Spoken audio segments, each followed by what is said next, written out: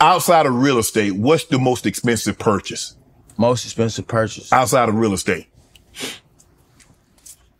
Most expensive purchase outside of real estate.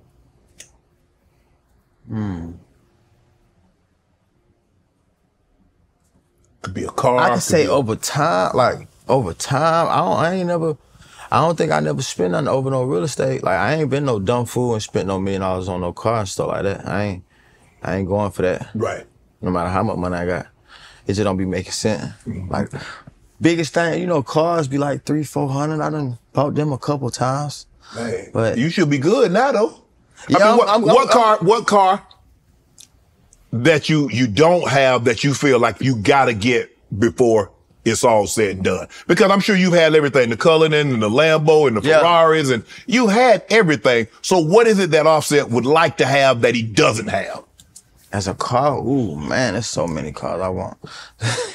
You want a Bugatti or a spaceship? I don't want a Bugatti. I want a LaFerrari though, because like Ferrari, I feel like the prestiginess of Ferrari. Oh yeah, you know they discontinued that, so you have to get one on the secondary market, and you know they like times X. Yeah, they about like 5 million, 4 million. For sure. It's a But what you gonna do with it? I'm gonna drive it. But then now you can't put that many miles on it because then you're gonna decrease the value because I know you're gonna want to get up out it. Yeah. But see, this the reason why I ain't did it though. I could have went and snatched a LaFerrari up. I ain't did that because at the end of the day, it's like you saying. And then one time, I ain't gonna lie, I was buying a Rolls Royce here in LA at the Rolls Royce dealership. And then I asked dude how much Bugatti is. He like 3.6 million. It was the new one, the Chiron. And he like, but listen, man, let me tell you some real shit. Black dude, he like, let me tell you some real shit though. As soon as you drive off, you lose $1 million. Soon you drive off. He like, you know, if you drive a Cullinan off, you might lose 50 that day right there. But with this car, you're gonna lose $1 million immediately. Just soon you pull out the lot. And I'm like, why? He was like, I would never buy that car if I was you. And he the dude who's selling me the cars. Right. You know what I'm saying? So I listened to that. I pick up on that. So Bugatti's out of the question. I ain't done with the money. You gotta have the money put up. I ain't done with the money. Oh yeah, it ain't how much you make, it's how much you keep. Now at the end of the day. Exactly, you gotta put that up. I'm gonna give Offset 3 brands. You can only wear 3 brands for the rest of your life. What you going with? Damn. For the rest of your life. You go 3 brands only? Nike. For sure. How you can't lose with Nike. Forever. Only 3 of them. Yep. I gotta go Nike.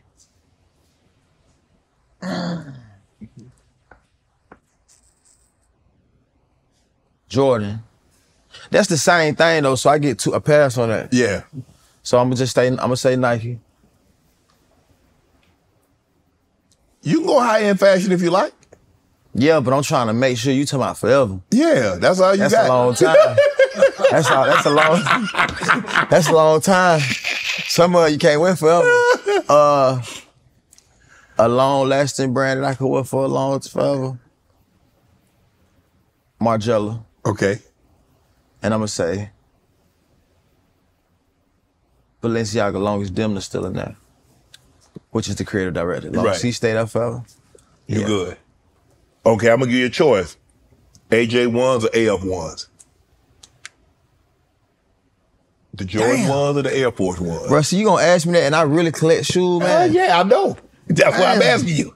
I gotta go F01. F01 for sure, especially like 2006, 2008. Untouchable. Oh yeah, for sure. 2006, 2008, F01s, untouchable. Jordan 1s, the reason why I didn't pick the Jordan 1s is because I like the retro Jordan 1s. Mm-hmm. I like the 85s. Right. You know what I mean? The originals. And you can't really find them. I got 5 pair though, but you can't really find them nowhere. That's why you can't find them, because you got them all. Yeah, I got them all. Every time I catch a pair, I'm buying it. So let me ask you a question. How do you get into collecting shoes? Obviously, you grew up in the era. I mean, I grew up in the era when Michael Jordan burst onto the scene and to get those shoes. But we didn't have the wherewithal to think like, we got the shoes, we wore them. We ain't get the shoes. We ain't have no money, first of all, to get one to rock, one to stop. Yeah. $100, that's a lot of money back in the 80 when I was growing up. $100 back a lot in my time. My mama, tell you the truth, my mama ain't buy me no Jordan. Right. It was too high.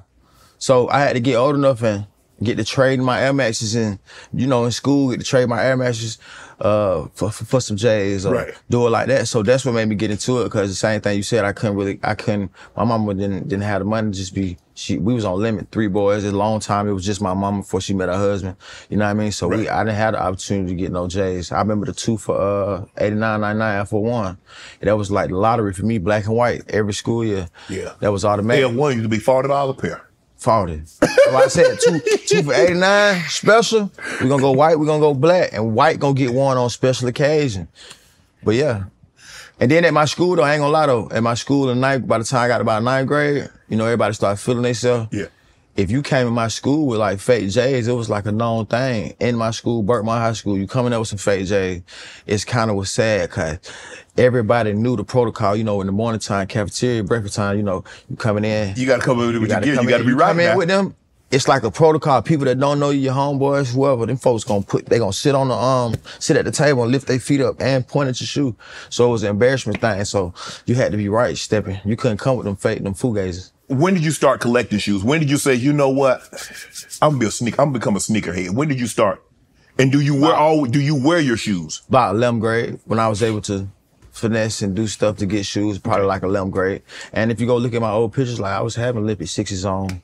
You know what I mean? I was having the J's in the polo era when we used to wear cargos and polos and American Eagle and all that was in. You had to have the J's. So about 11th grade, cause like I said, I couldn't. From middle school on up, it was the same routine. F01. How many pairs of shoes do you think you have? Probably about like 6,000, 5,500. 6,000? Yeah.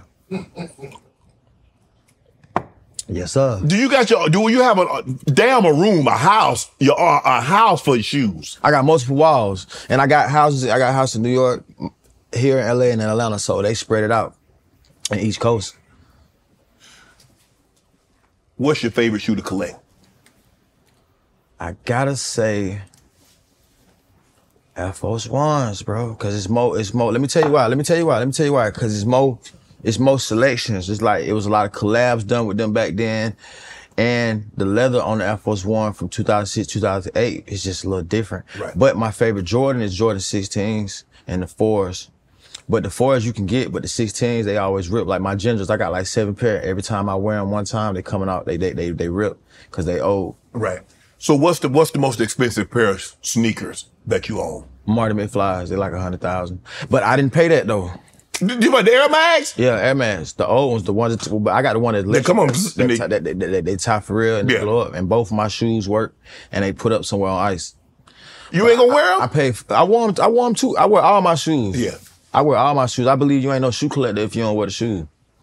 I don't respect. So you ain't gonna try to get up off them then? Nah, never. And I called him for the sweet 25,000. You called him what? Called him for 25. Dude here in LA at Soul Stage, I think. He needed the money and I had it. I got the money you need. So what's the one thing that you purchased in your life that you like, man, I should have left that alone? I can say it's not a specific purchase, it's just like, I gave a lot of money away. Like. Family, friends, loved ones? Family, friends. But I don't regret it though. Cause at the end of the day, my folks needed help. But like now I'm getting older, like I'm like, damn, you hold that money a little tighter. You ain't hey. Cause you know, they figure you got like, hey, Offset, let your boy hold 5. And you're like, all right, shit, no problem. I was green at one point. I was just giving that shit away. Yeah. And then until it got to the point where like, you know, you get to start seeing your real folks when that happened though.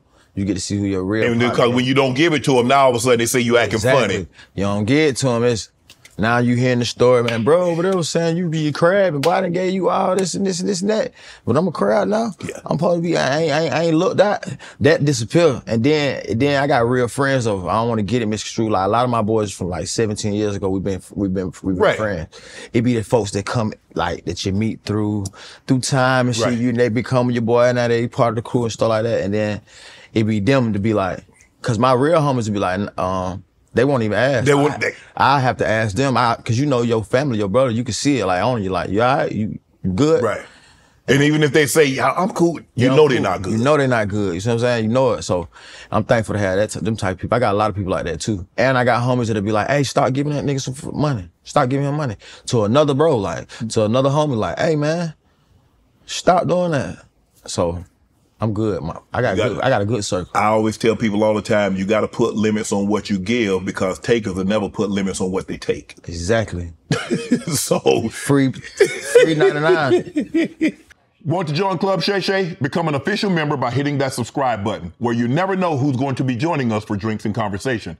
Don't be late to the party because you know we like to do something before 2 something.